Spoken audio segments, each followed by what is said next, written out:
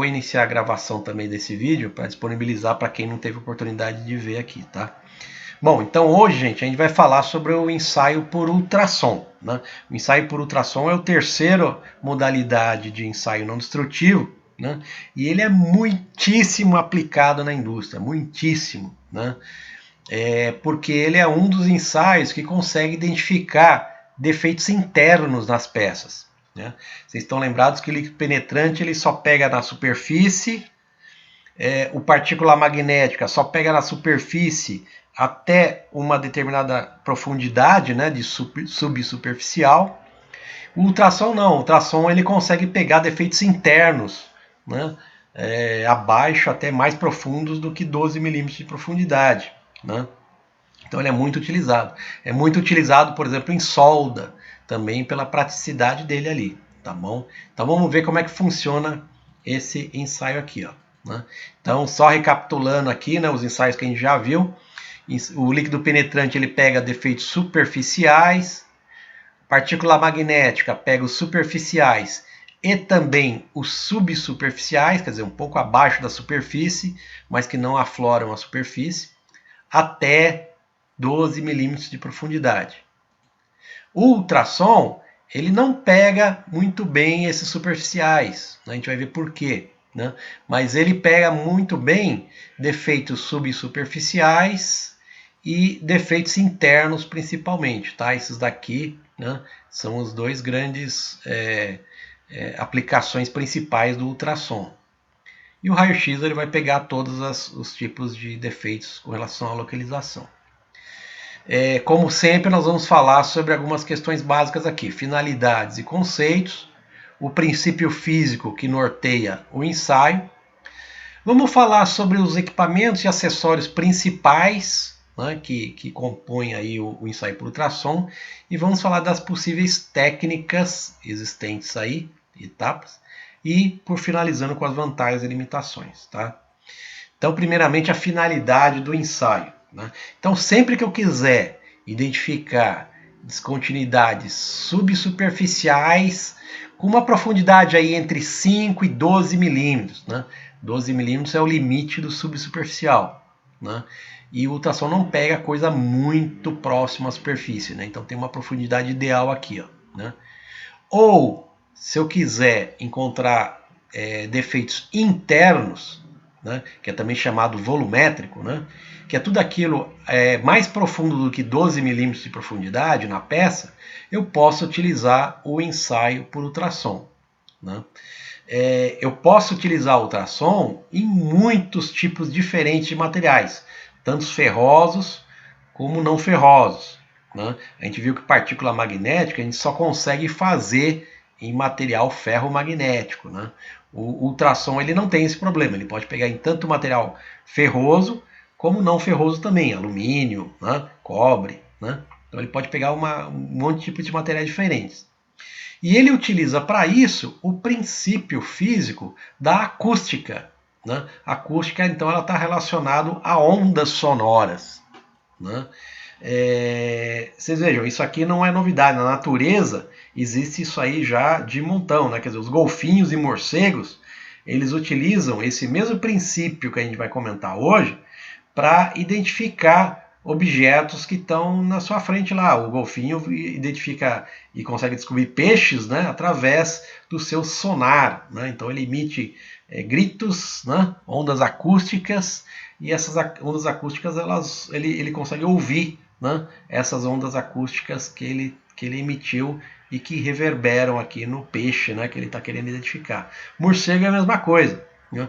O morcego ele não precisa de luz para enxergar, porque ele emite também ondas sonoras, né, que vão bater no inseto que eles vão estar querendo identificar, ou inseto, parede, tudo qualquer coisa que tiver na frente dele, né? E ele consegue enxergar, entre aspas, através dessas ondas sonoras aqui.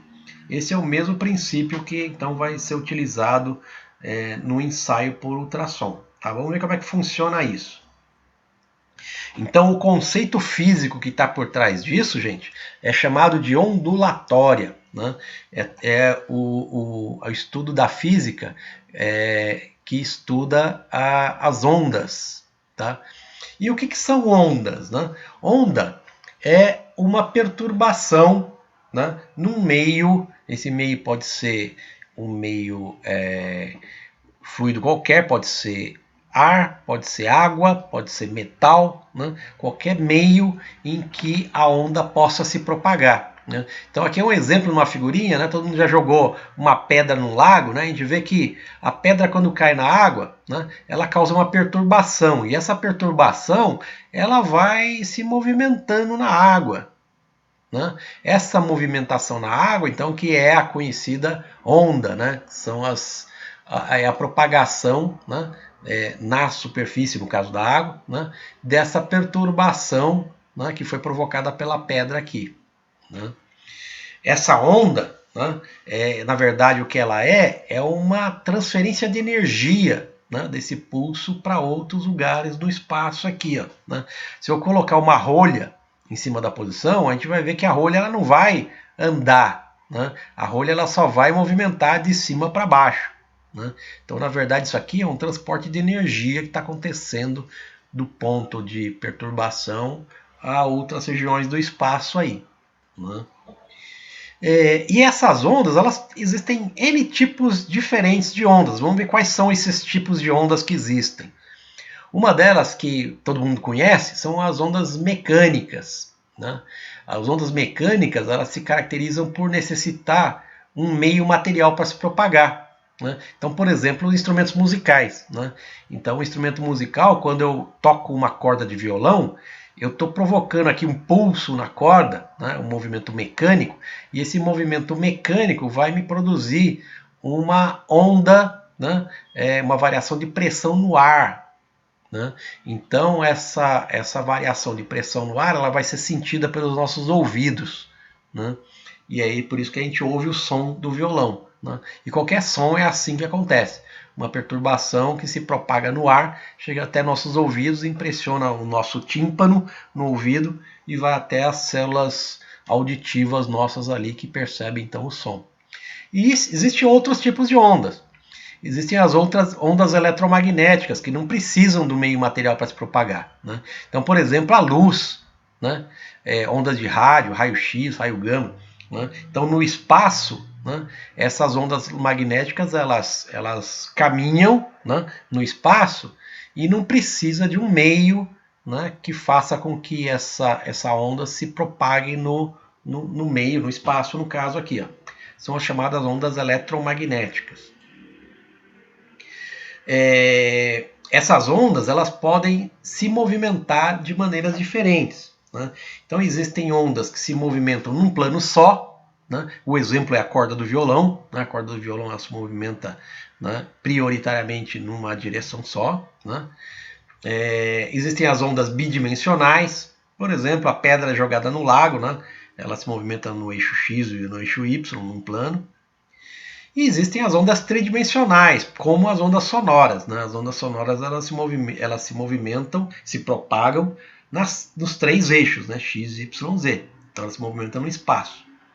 Né? É uma forma, então, de classificar os tipos de onda. Existe um outro tipo de classificação. Né? As ondas podem se movimentar transversalmente, no mesmo exemplo aqui das cordas, tá?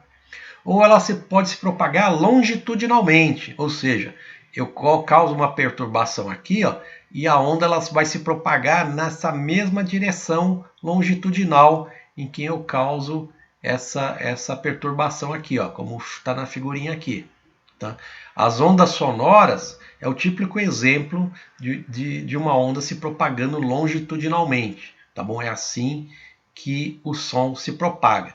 Né? Vamos ver uma outra figurinha que vai ilustrar com mais clareza isso.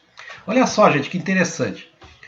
A onda se propaga no ar, o som se propaga no ar, né, em função de variações de pressão. Né? Então, quando eu causo uma perturbação aqui, né, um alto-falante, por exemplo, o ar ele vai ter zonas de baixa pressão e alta pressão que se revezam aqui, ó. Né?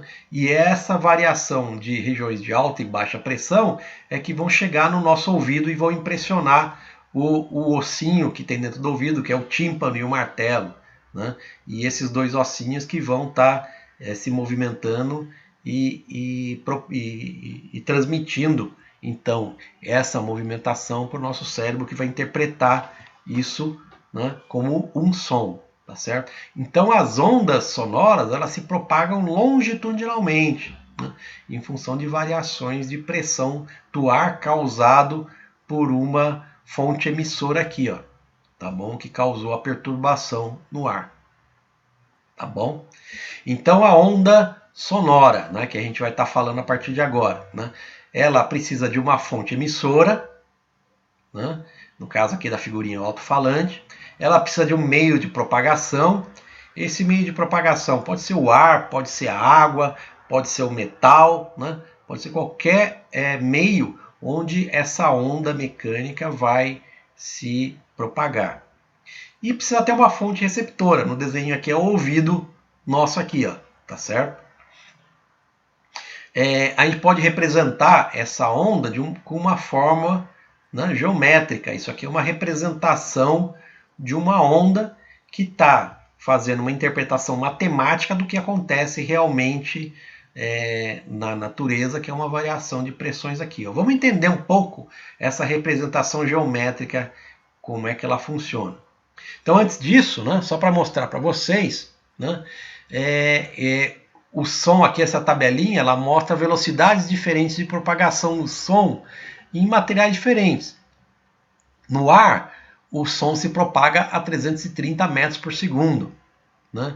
Já nos metais, a velocidade de propagação do som é muitíssimo maior. Você viu? No aço é 5.900 metros por segundo, né? Quer dizer, bem maior do que a propagação do som no ar. Tá bom? Então isso aqui é bem ilustrativo aqui, essa tabelinha. Né? Eu vou passar batido esse vídeo, né? Porque ele fala um pouco sobre como que o ouvido percebe o som, mas isso aí deixa para uma outra oportunidade. Isso aqui, gente, é uma forma geométrica de representação, então, de uma onda. Tá? Essa representação, ela mostra o seguinte, né? Então, se a gente considerar que essa aqui é a propagação, né, é a direção que está se propagando a onda, né, eu vou sempre estar percebendo que o movimento dessa onda ele se repete, né, em ciclos iguais. Tá? Então, isso aqui, esse ciclo aqui, ó, chegar num ponto máximo, um ponto mínimo, vai se repetir em outros momentos dentro dessa direção de propagação aqui. Ó, né? Nessa representação, eu chamo, né, o ponto, um ponto zero, né? Ponto zero atinge o valor mínimo, atinge o ponto zero novamente, o ponto máximo até o ponto zero de novo, e aí esse ciclo se repete. Né? A esse ciclo, né, a distância de 0 a 0, eu chamo de comprimento de onda. Né? Então, a partir daqui, essa onda vai se repetir com a mesma geometria ali. Né? A distância, né, do zero, do eixo, até o ponto mais alto ou ponto mais baixo, eu chamo de amplitude de onda. Né? E a quantidade de vezes, né, que essa onda se repete no tempo, por segundo, é chamado de frequência. Né? E a unidade no sistema internacional é Hertz para isso. Então, Hertz é a quantidade de ciclos que essa onda faz no período de 1 segundo. Tá bom? Isso é a frequência cuja unidade no sistema internacional é o Hertz. Tá bom? Bom, e olha só que interessante, gente. Né? Esse aqui é uma figura ilustrativa do espectro, né, de ondas sonoras. Né? Então, dependendo da frequência, né, eu tenho uma característica diferente. Então, todos os sons audíveis, eles estão entre uma frequência de 20 Hz até 20.000 Hz. Né? Então, toda onda mecânica que se propaga no ar, né? Ou em qualquer outro fluido, ou em qualquer metal, né? Em que isso aí aconteça a uma frequência entre 20 Hz e 20.000 Hz, eu consigo ouvir. O ouvido humano é capaz de ouvir essas frequências aqui. Ó, tá? Abaixo de 20 Hz é o que eu chamo de infrassom. né? Então alguns animais eles têm a capacidade de ouvir sons numa frequência mais baixa que o ser humano. O cachorro, né? Por exemplo, é um animal que consegue ouvir frequências abaixo dos 20 Hz. Elefante, mesma coisa, né? Então alguns animais conseguem enxergar frequências menores aqui, ouvir frequências menores. Já frequências acima de 20.000 Hz é o chamado ultrassom, tá? O ultrassom é exatamente a faixa de frequências que vai nos interessar, então, para esse ensaio específico que a gente está falando, né? Então, o ultrassom eu não consigo ouvi-lo, né? Porque eu consigo ouvir coisas, né? Ondas até 20.000 Hz, né? Então, frequências sonoras, né? Frequências de ondas acima de 20.000 Hz eu não consigo ouvir, mas essas são exatamente as caracterizadas, são os ultrassons, tá bom? Bom, e vamos ver então qual que é a propriedade, né, chave que me faz conseguir utilizar todo esse conceito físico numa aplicação técnica, mecânica, nesse caso que a gente está falando aqui. Ó, né? É uma propriedade das ondas, né, de, ao atingirem um obstáculo físico qualquer, né, como uma parede, essas ondas elas são refletidas, né? Então, quando eu tenho um som, né, que é emitido aqui, eu tenho um impulso, né, esse impulso encontra uma parede, né, essa onda vai me refletir, né, com a mesma característica da onda original que foi gerada aqui com o pulso. Tá certo? Essa é uma característica super importante das ondas. A onda refletida, ela mantém a mesma velocidade de propagação, a mesma frequência e o mesmo comprimento de onda do som incidente nessa parede aqui, ó, né? Então, ou uma parede ou um furo. Se eu tiver um furo aqui numa chapa aqui, por exemplo, né, esse furo vai me atuar como uma nova fonte de som. Então, vai começar a aparecer um novo som, né, a partir desse furo, com a mesma velocidade, mesma frequência e mesmo comprimento. Tá? Essa é a característica importante das ondas sonoras que vai me ser muito útil no ensaio por ultrassom. Tá? Então, como é que é o princípio do ensaio? Né? O ensaio, então, ele é baseado nessa propriedade de reflexão do sinal sonoro produzido por uma fonte, né? Quando ele se depara com alguma descontinuidade ou uma falha interna do material, né? Então, essa onda que vai ser refletida, né, nessa parede, nessa descontinuidade, nessa falha, ela vai ser ouvida, né, através de equipamentos específicos. Né? Ela vai ser ouvida através dos chamados transdutores, né, que vão converter essa energia mecânica, né, que é a sonora, em energia elétrica, né, impulso elétrico. E esse impulso elétrico vai ser interpretado através de um outro equipamento chamado osciloscópio. Né? O pessoal da elétrica conhece bastante esse equipamento aqui, esse osciloscópio. Tá? Então, é isso que vai acontecer. Através de equipamentos específicos, eu vou ouvir, né, o som que vai estar sendo refletido, né, por uma parede, por uma descontinuidade, por uma falha, né, que vai estar se propagando no material. Tá? Então vamos ver uma figurinha como é que isso acontece. Né? Então, digamos que esse quadrado aqui seja o material que eu vou estar ensaiando. Né? E esse material ele tem uma descontinuidade, tem um defeito aqui interno, tá? Que eu quero descobrir. Então, se eu tiver uma fonte, né, de ondas ultrassônicas encostado nesse material, ele vai emitir essas ondas sonoras, né, caminhar por esse material. Quando ele chegar nessa descontinuidade, parte das ondas vão continuar, porque aqui não tem nada que vai fazer com que a onda pare, né? E parte das ondas vão se refletir, vão bater nessa descontinuidade e vão refletir. Né? E o que vai acontecer? O tempo que essas ondas que não encontraram nada, né, vão demorar para bater na parede aqui no fundo e voltar nesse meu transdutor aqui, ó, vai ser diferente do tempo dessa onda aqui que bateu em alguma coisa que está a uma distância menor e vai voltar também.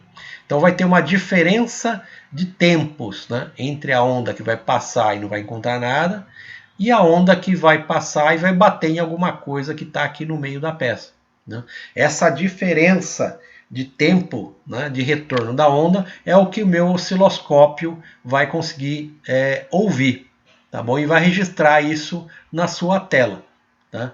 Então, é através de alguns sinais que eu vou conseguir estar enxergando na minha tela é que eu vou conseguir identificar que tem alguma coisa ali no meio, né, que pode ser um problema. Tá bom? Esse é o princípio básico, então, de funcionamento do ensaio por ultrassom.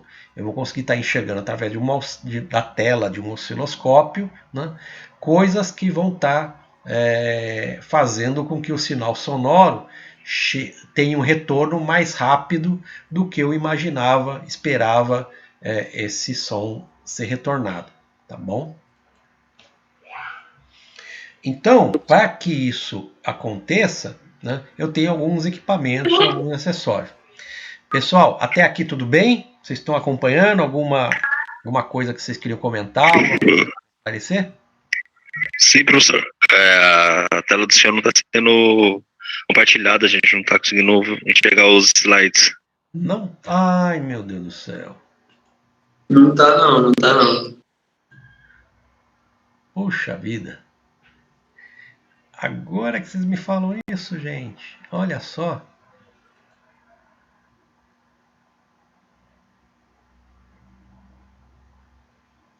Puxa vida. Vai voltar do começo, professor? Deixa eu voltar, né? Vocês ouviram o que eu falei, agora deixa eu voltar rapidinho que vocês vão entender tudo bem facinho. Agora sim. Agora foi. Poxa, gente, vamos lá. Quer ver, ó? Então, olha lá. Aquilo que eu falei para vocês, né, dos vários ensaios, né? O ultrassom, então, ele vai pegar coisas subsuperficiais e até defeitos mais profundos aqui, ó, tá? E aqui o que eu mostrei para vocês, né? A figurinha, né? Golfinho, né? Morcego, eles usam essa propriedade do som, né? Para conseguir identificar objetos, né, que estão na sua frente ali, ó. Tá? Então isso aí é um princípio que vem da natureza ali, ó. E aquilo que eu mostrei para vocês, quer dizer, então as ondas, né, é uma perturbação que vai se propagando no espaço ali, ó. Pode ser no plano, pode ser tridimensional aí, né? O exemplo que eu falei para vocês, né, onda mecânica, né, no violão, por exemplo, né, que eu faço uma perturbação aqui, né, e essa onda ela vai se propagar no meio, no caso aqui está se propagando no ar, tá bom? Existe um outro tipo de onda que é a onda eletromagnética, né? Onda eletromagnética ela não precisa de um meio para se propagar, né? Ela pode se propagar então no vácuo. Tá? Então, o exemplo disso é a luz, onda de rádio, né? Raio-x, né? Tudo isso são chamadas ondas eletromagnéticas. Né? Então, o som ele precisa de um meio para se propagar. Pode se propagar no ar, pode se propagar no líquido, pode se propagar nos metais. Tá bom? Eu falei para vocês que existem vários, né, tipos de classificação de onda. Né? Uma dos tipos de classificação é em função da direção, né, que essa onda se propaga. Então ela pode ser unidirecional, se propagar só numa direção, né, como nessas cordas. Né? Pode ser bidirecional, como a perturbação da pedra jogada no lago, né, se propaga no eixo X e no eixo Y. Ou pode ser tridimensional, como o som. Né? O som se propaga, então, para todas as direções aí. Né? Falei para vocês que a onda ela pode se propagar tanto transversalmente, né, nessa direção, como longitudinalmente, nessa mesma direção que eu tive a excitação aqui. Ó, né? Então, eu empurro essa bolinha vai empurrar essa, que vai empurrar essa, que vai empurrar essa. Então dá um movimento de vai e vem entre as bolinhas ali. Ó. O ar, né, a onda sonora se propaga no ar exatamente dessa forma aqui, ó, como uma onda longitudinal. Né? E aquele exemplo que eu dei, aquele relato que eu dei para vocês, né, é mostrado nessa figura aqui, ó. Como é que o ar se propaga no ar? É através de variações de pressão. Baixa pressão, alta pressão, baixa pressão, alta pressão, até chegar nos nossos ouvidos aqui, ó. Né? Então, eu preciso de uma fonte emissora, no caso aqui é o alto-falante. Né? Eu preciso de um meio de propagação, então no caso aqui é o ar. Poderia ser água, poderia ser um metal, poderia ser qualquer substância, elemento sólido. Né? E eu preciso ter uma fonte receptora, no caso aqui é o ouvido, né? Que vai estar percebendo essa variação de pressão no ar. Né? Isso vai influenciar, vai bater nos nossos ouvidos aqui, no martelo e na bigorna, né? Que são ossinhos que a gente tem dentro do ouvido. E esse martelo e a bigorna vão sensibilizar os nervos auditivos ali, que vão levar essa informação para o cérebro, que vai interpretar então o som que a gente vai estar ouvindo. Tá? A representação matemática, né, dessa onda tem essa figura aqui, né? Sendo que isso aqui é a crista da onda, isso aqui é o chamado vale da onda. Né? Então eu falei para você, dei um exemplo, né, da propagação, velocidade de propagação então do som em vários componentes. Então no ar é 330 metros por segundo, e nos metais a gente pode perceber aqui nessa tabela que é bem maior. Né? No aço, por exemplo, é 5.900 metros por segundo a velocidade de propagação do som no aço. Tá? E aí eu mostrei, né, eu falei para vocês, agora vocês estão vendo, né, a forma de uma onda. Né? Então, esse formato aqui, ó, vocês vão perceber, eles vão se repetir no tempo. Né? Então, como eu mostrei aqui, ó, né, essa onda aqui ela começa, né, ela termina aqui, né, e aí ela vai se repetir do mesmo jeito. Né? Vai até o máximo, vai até o mínimo e volta aqui. Depois repete novamente. Vai até o máximo, vai até o mínimo e volta. Então, cada partezinha dessa aqui, ó, né, que se repete depois, é chamado de uma onda. Tá? Então, essa aqui é uma onda. Então, vem daqui, atinge o valor mínimo, vai até o valor máximo e chega no zero de novo. Isso aqui é uma onda.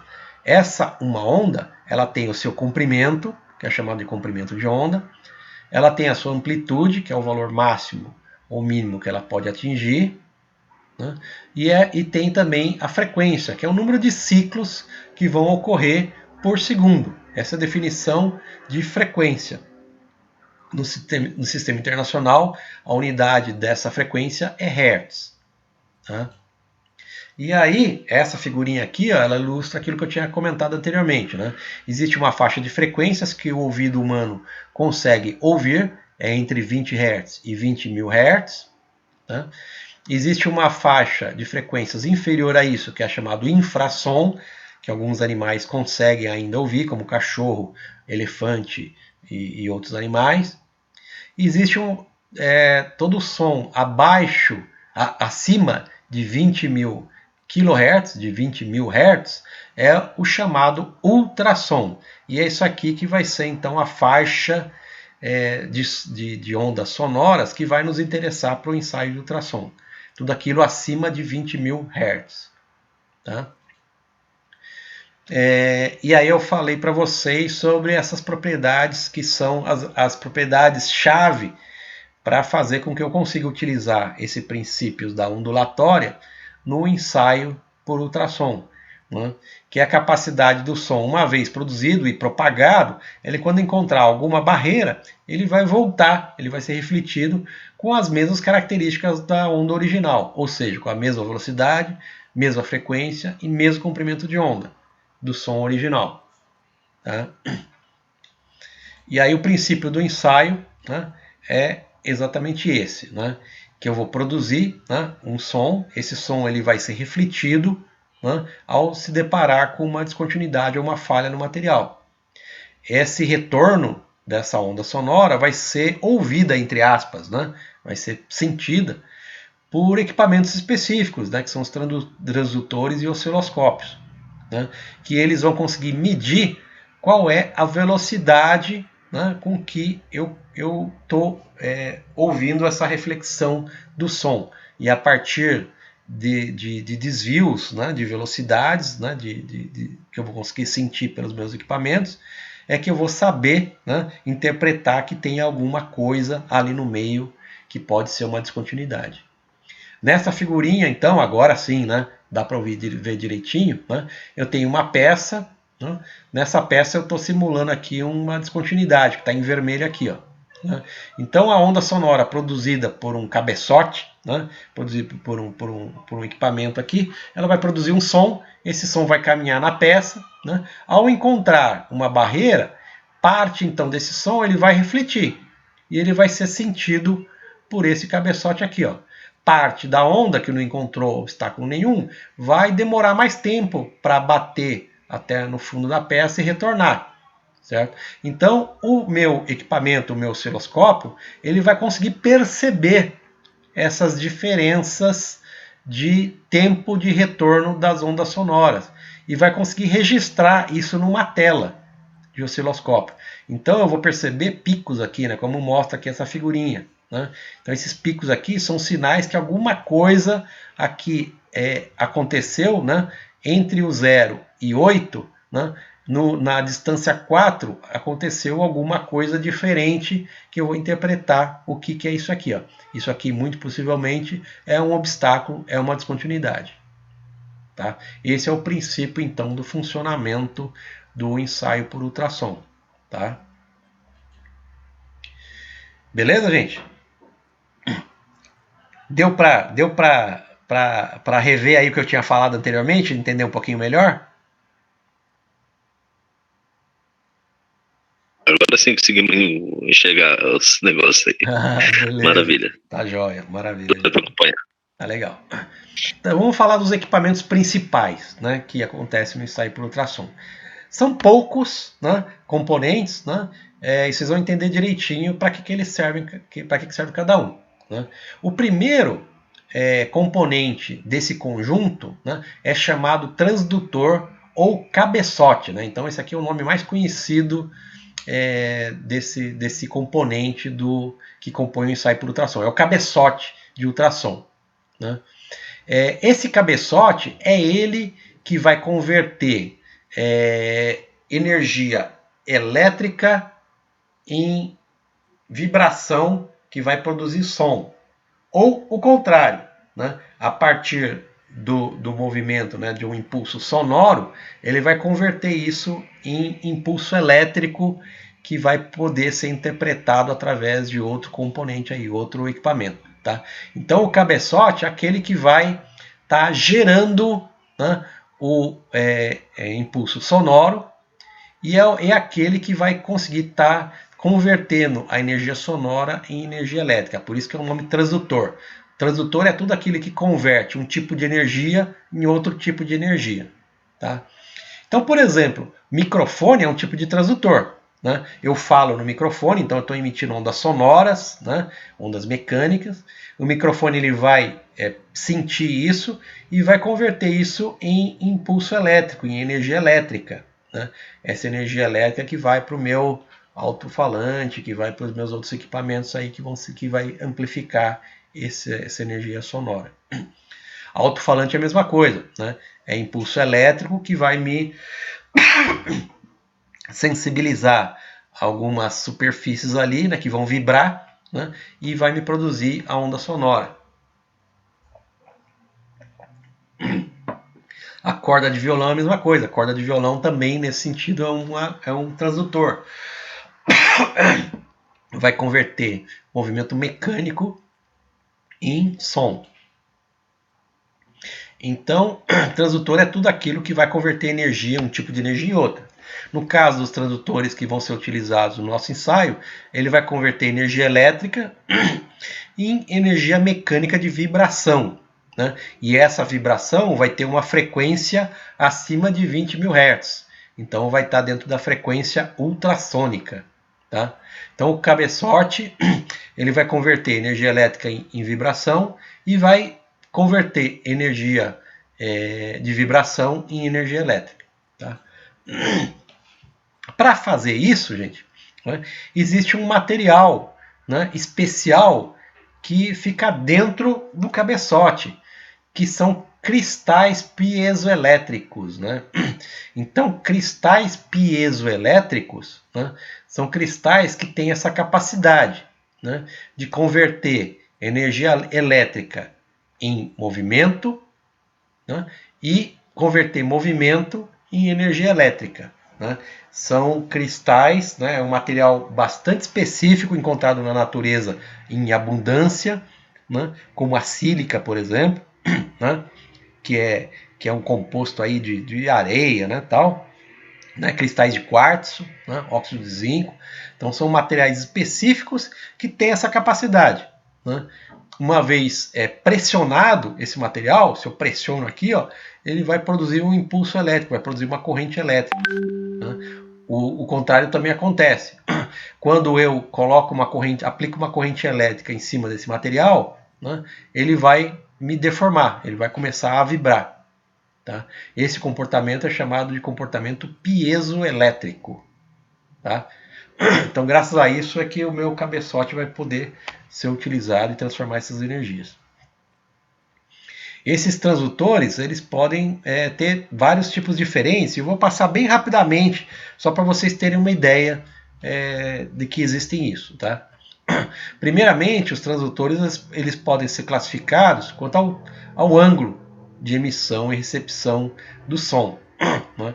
Então, um tipo de transdutor muito conhecido é chamado cabeçote normal. Né? O cabeçote normal ele vai fazer como está mostrando a figurinha aqui.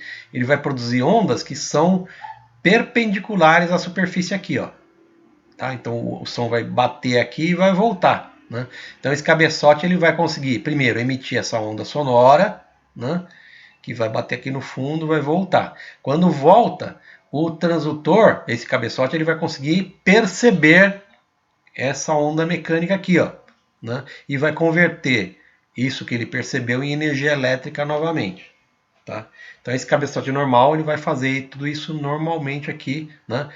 Perpendicularmente à superfície do cabeçote. Existe um outro tipo de cabeçote que ele não é perpendicular, ele tem um ângulo, né? Então esse é o cabeçote angular. Né? O cabeçote angular ele vai permitir com que eu emita ondas não perpendiculares, mas com certo ângulo com relação a essa superfície, né? E ele vai então poder estar percebendo o retorno também dessa onda de uma forma não perpendicular. Isso aqui é muito útil, gente, né? Quando eu quero inspecionar coisas como cordões de solda, por exemplo, né? Como mostra a figurinha aqui, ó, né? Esse cabeçote ele quer, por exemplo, identificar problemas aqui, né? Que isso aqui é uma simulação de um problema. Eu vou poder então varrer, né? Movimentar esse cabeçote na minha superfície aqui da peça e ela vai conseguir então perceber eventuais descontinuidades que não estão aqui perpendiculares, mas eles estão a um certo ângulo do meu cabeçote. Tá? Então existem dois tipos de cabeçote, o cabeçote normal e o cabeçote angular. Esse cabeçote angular que é muito útil na inspeção de solda. Existe outro tipo de transdutor também, outro tipo de classificação, né, quanto à sua função. Existem cabeçotes que são chamados monocristal, né? Tem três tipos, né? Cristal, um tipo de cabeçote que só emite ondas, outro tipo que só recebe ondas, né? Que só percebe ondas, né? Existe um outro tipo que é misto, né? Que ele consegue emitir, né? E receber o retorno da onda. Né? Esses são chamados monocristal. Né? Quer dizer, ou ele só emite, ou ele só recebe, ou ele, através de um cristal só, ele emite e recebe de maneira sincronizada. Né? Então, uma hora ele está emitindo e outra hora ele está recebendo. Uma hora ele está emitindo, outra hora ele está recebendo. Tá? Isso é o monocristal. Existe um outro tipo que é chamado duplo cristal, né? Em que o mesmo transdutor, né, o mesmo cabeçote, ele possui um cristal para recepção e ao mesmo tempo outro para emissão do ultrassom. né? Esse cabeçote aqui ele é muito utilizado, né?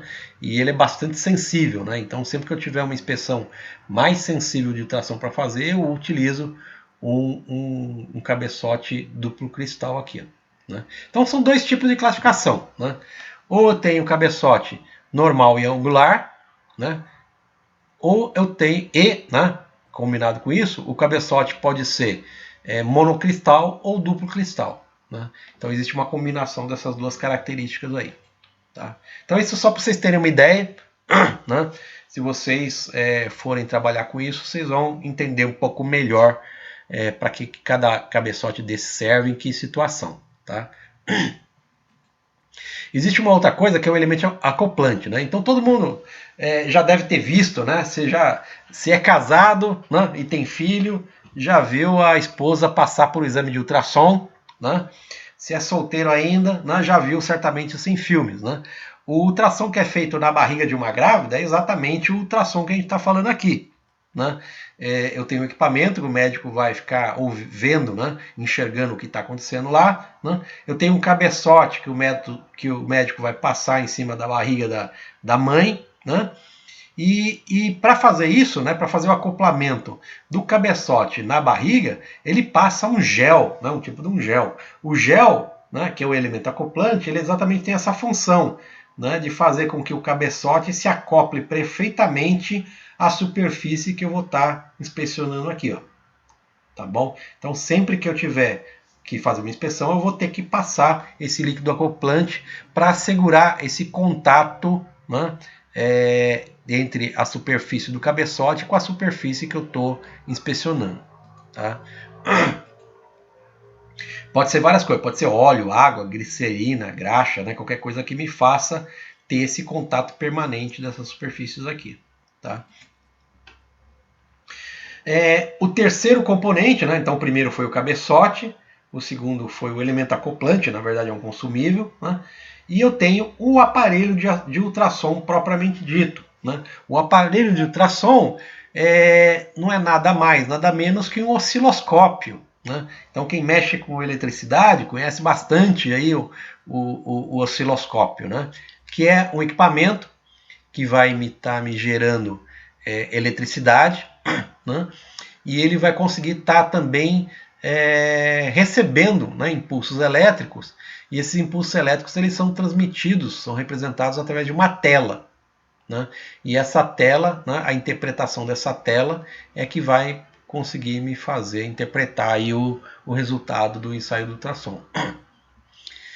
Então o que acontece?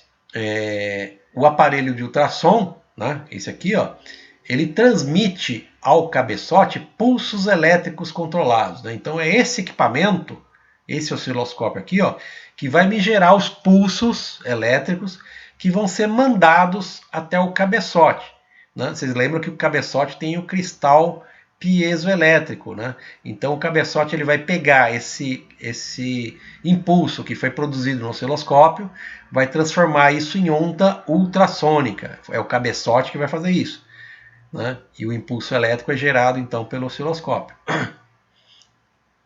Os sinais captados no cristal, né, do meu cabeçote, né, são chamados de ecos, né? E esses ecos então eles vão ser mandados novamente para o meu aparelho de ultrassom, para o meu osciloscópio, que vai perceber esse sinal e vai converter isso em sinais luminosos na minha tela aqui, ó. Tá bom? Então vamos ver como é que funciona isso. Antes disso, né, só para falar algumas características, só para vocês terem uma ideia. Esse osciloscópio tem algumas características, né, que ele enxerga. Um deles é ganho de amplitude, né? Então, vocês estão lembrados que eu comentei com vocês que o sinal luminoso que vai me aparecer na tela, ele vai ser a representação gráfica de alguma descontinuidade, algum obstáculo, né, que eu vou estar recebendo, né, pelo meu aparelho de ultrassom, pelo meu osciloscópio, né? Então qualquer pico desse aqui, isso representa alguma coisa, né, que eu preciso interpretar para saber o que é. A altura disso aqui é o chamado ganho, né? E o meu equipamento ele permite aumentar ou diminuir isso aqui para me dar uma percepção melhor, né, do que eu estou enxergando ali, ó, tá bom? Isso é dado em decibéis, né, esse ajuste de ganho. Existe uma outra propriedade, né, dessa escala aqui, ó, desse meu aparelho de ultrassom, que é a escala. Né? Escala é exatamente a distância entre os pulsos que eu vou estar enxergando no meu equipamento aqui. Ó, né? Então, através da escala, eu vou poder saber a distância que essa coisa estranha, né, tem da superfície da minha peça. Isso aqui é um negócio bem legal, gente, né? Que é a partir dessa escala aqui, ó, que eu vou conseguir, através desse saio de ultrassom, saber qual é a localização da minha descontinuidade. Né?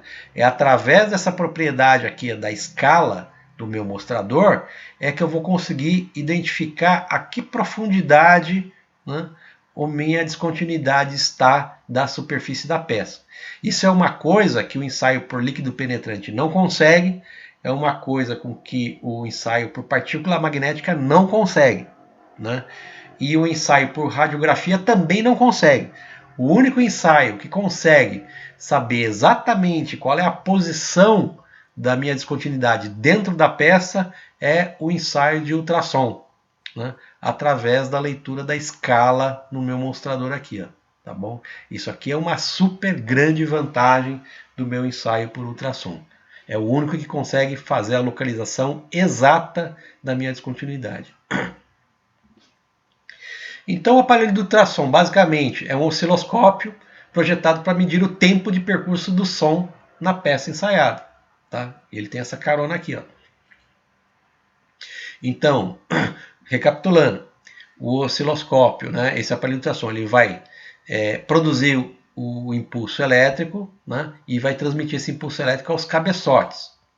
O cabeçote ele vai transformar esse impulso elétrico em ultrassom, e aí depois esse ultrassom, o retorno dele vai ser convertido em impulso elétrico também pelo cabeçote, né, o sinal refletido.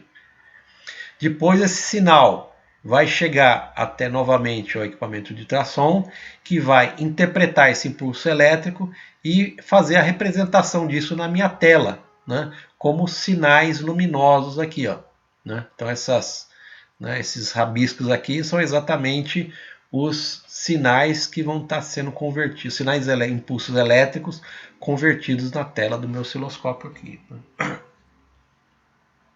Então, funcionamento bastante simples. Né? Eu tenho meu cristal, né, piezoelétrico, né, meu cabeçote, produz o som, né, leva um tempo para fazer isso. Quando ele bater na minha descontinuidade, né, esse som ele vai ser refletido, aqui mostrado em vermelho. Né? E esse meu transdutor, esse meu cabeçote, vai então, entre aspas, contar o tempo, né, entre a onda que foi emitido e a onda que foi retornada aqui. Ó. Ele conta esse tempo aqui, né, o impulso elétrico. Quem conta, na verdade, é o aparelho de ultrassom. Né? E esse impulso, né, que vai e que vem é representado então nessa tela do osciloscópio aí. Tá? Uma coisa importante nesse ensaio, gente, né? O ensaio de ultrassom ele trabalha por meio de comparações. Né? Então, o princípio de funcionamento dele, né? A gente falou, a gente viu como é que funciona aqui agora. E, na verdade, para mim usar o equipamento de ultrassom, eu vou precisar, então, comparar, né, esses retornos aqui com alguma coisa que eu conheça.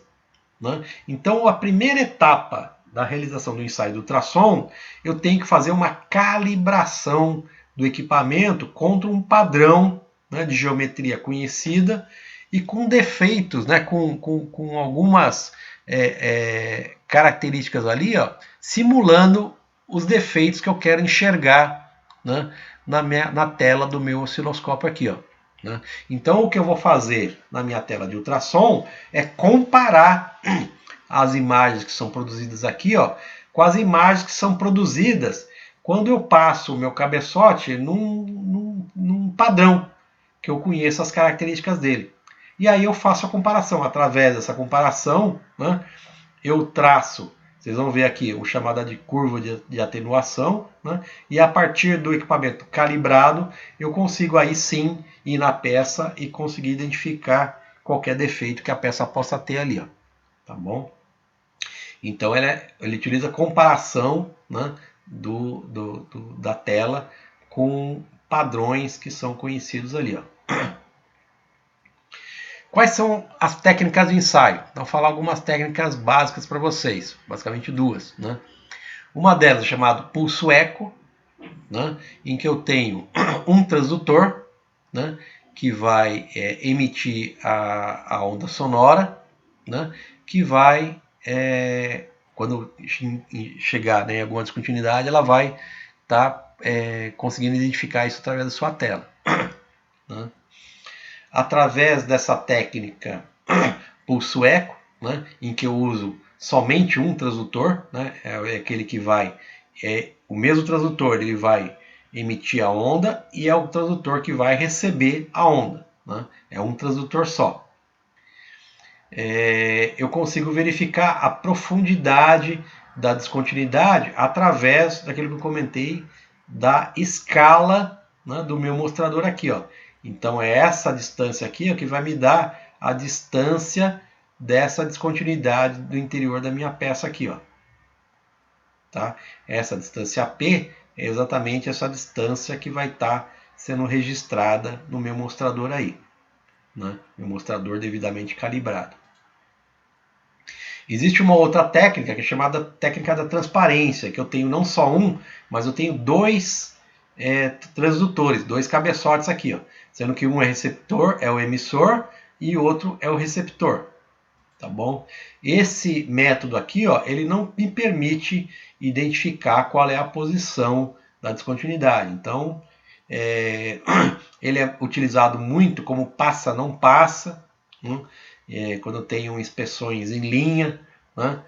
De barras, por exemplo, em siderurgia isso aí pode acontecer, né? Quando eu tenho lotes de produção muito grandes, né? Produção contínua, eu posso utilizar essa técnica de transparência e aí o que eu vou ter é um passa, não passa, né? Se tem defeito ou não tem defeito. Se eu quiser saber exatamente a posição, eu vou ter que utilizar essa outra técnica, que é a técnica do pulso eco aqui, ó. Tá? Beleza? E existe uma terceira técnica, que é bem específica, que é a técnica de imersão, né? Que eu vou estar um fluido, né? Um líquido, entre o cabeçote e a peça que eu estou inspecionando. Tá bom? São as três técnicas possíveis aqui. Então, só para comentar com vocês, então, as etapas básicas do processo. Então, a primeira coisa que eu preciso fazer, né, quando eu vou começar o ensaio do ultrassom, é fazer a calibração do equipamento. Né?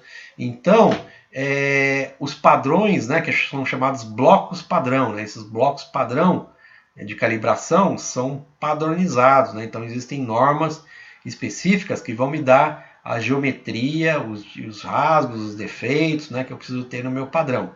Tá? Cada material que eu vou ensaiar, via de regra, eu tenho que ter um padrão específico, porque esse ensaio é bastante sensível ao tipo de material. Né? Então, se eu estou ensaiando um aço carbono, né, eu preciso ter um bloco de calibração em aço carbono. Se eu estou ensaiando um material, uma peça em cobre, eu preciso ter um bloco padrão em cobre. Né? Se eu estou inspecionando uma peça em titânio, eu preciso ter o meu bloco padrão em titânio. Tá bom? Por quê? Porque as calibrações elas vão variar muito de material para material. Né? Então, como eu preciso basear o meu ensaio na calibração, eu preciso utilizar o mesmo material da peça que eu vou estar inspecionando. Tá? Então, a primeira etapa é essa de calibração. E eu vou passar bem rapidamente aqui, gente, né? Vocês não precisam, na verdade, decorar, né, os detalhes da calibração, mas só para vocês terem uma ideia, né? A calibração é feita em cima, então, de blocos padrão. Então, eu tenho aqui uma chapa de 8 milímetros, né? Eu sei que, eu vou localizar na minha tela a distância que eu vou entender que, olha, sempre que eu tiver um pico nesse ponto aqui da escala, significa que o som vai ter encontrado algum obstáculo a 8 milímetros de profundidade nesse meu exemplo aqui, ó, né? Então é isso que é a calibração. Eu vou calibrar a escala de tal maneira que quando eu ler alguma coisa na minha tela, eu vou saber em que profundidade essa coisa que eu estou enxergando, esse pico que eu vou estar enxergando, aonde ele está localizado na peça. Esse é o chamado eco de fundo, né? Que o que eu estou enxergando aqui é o fundo da minha peça aqui, né? Da espessura da minha peça. Tá bom? Esse eco de fundo, ele vai se repetir várias vezes, né? Porque a onda ela vai bater aqui no fundo, vai voltar, o cabeçote vai sentir, essa onda vai voltar novamente, né? Ele vai sentir novamente, e aí vai até acabar a energia, né, dessa onda sonora aqui, ó. Então, em termos práticos, na tela, o que vai aparecer são vários picos, né? Essa é a primeira vez que bateu lá no fundo, essa é a segunda vez que bateu lá no fundo, a terceira vez que bateu lá no fundo, a quarta vez, né, até acabar a força. E vai atenuando, né, vai diminuindo o tamanho dela, porque a energia sonora ela vai diminuindo aqui, ó. Né? Então eu tenho essa cascata aqui, né, de picos com tamanhos diferentes. É a chamada atenuação. Tá? Então a calibração ela faz isso. Né? Então primeiro eu calibro essa minha escala, né, para me saber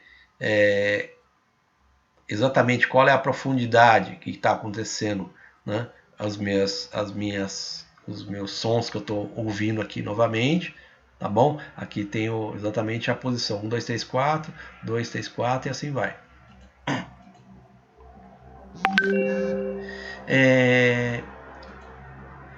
E aí depois, né, que eu fiz esse meu ajuste de fundo de escala, né, eu utilizo os defeitos simulados do meu corpo de prova, né, para fazer o que é chamado curva de atenuação.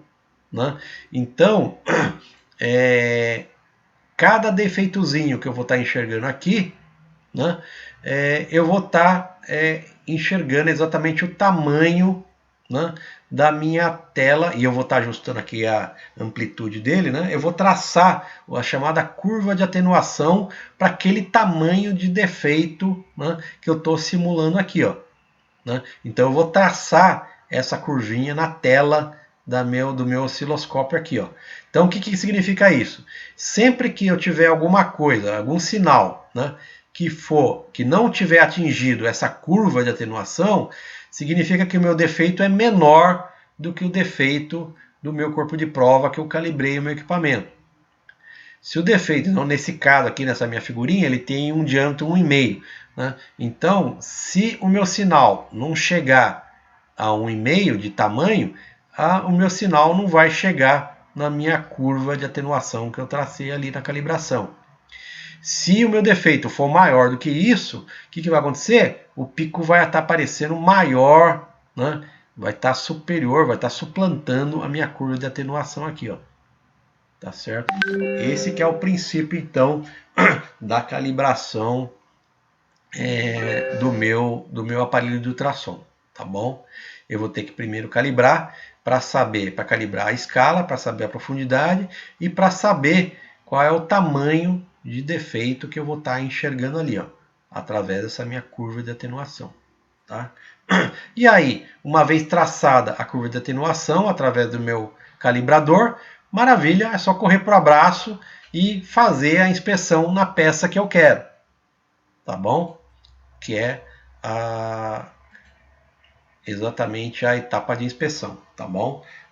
Essas são as etapas. Então a etapa primeira para fazer ultrassom é a calibração do equipamento. Primeiro eu ajusto a escala, depois eu faço o ajuste do tamanho dos meus defeitos, eu traço a minha linha de atenuação e aí depois é partir para o abraço e fazer a inspeção da minha peça. Tá? Algumas vantagens e limitações desse ensaio, então. Primeiro é a altíssima sensibilidade, né, na detecção de pequenas descontinuidades internas, né, de difícil detecção por ensaio radiográfico. Então, eu vou comparar bastante, né, como os dois ensaios que fazem identificação de defeitos internos são o ultrassom e radiografia, eu vou comparar bastante o ultrassom com a radiografia. Tá? Então, o ensaio por ultrassom ele é bastante sensível, mais até do que a radiografia para descontinuidade interna, pequena. o ultrassom ele dispensa processos intermediários para interpretação das indicações, né? Então, o que acontece? O inspetor por ultrassom ele vai fazer o ensaio e ao mesmo tempo ele já vai estar interpretando aquelas ondas, aquelas marcas que ele vai estar enxergando ali na tela do meu mostrador. Obviamente, o inspetor ele precisa ser muito craque, ele precisa estar muito treinado para fazer isso, né? Então, se a gente for querer interpretar uma tela de ultrassom, a gente vai apanhar um pouquinho, né? Porque a gente precisa ter o olho já tarimbado, né? Experiente. Quanto mais você pratica, mais experiente você fica, mais fácil vai ser interpretar os resultados, né? De todos os ensaios não destrutivos, o ultrassom é aquele que requer a maior qualificação do inspetor, tá? É o mais difícil de fazer. O treinamento do inspetor por ultrassom ele demora mais do que qualquer outro tipo de ensaio, tá? Mas, por outro lado, ele consegue interpretar isso rapidamente, né? Ele está fazendo o ensaio e já está interpretando, né? Na inspeção por radiografia precisa ter um tempo de revelação, vocês vão ver quando a gente estiver abordando um pouquinho mais sobre ensaio radiográfico.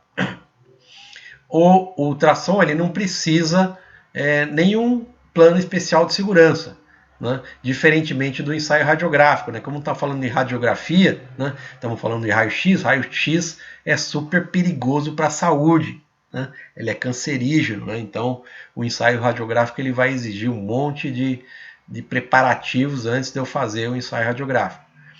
O ultrassom não, o ultrassom é tranquilo, não precisa de proteção nenhuma, né?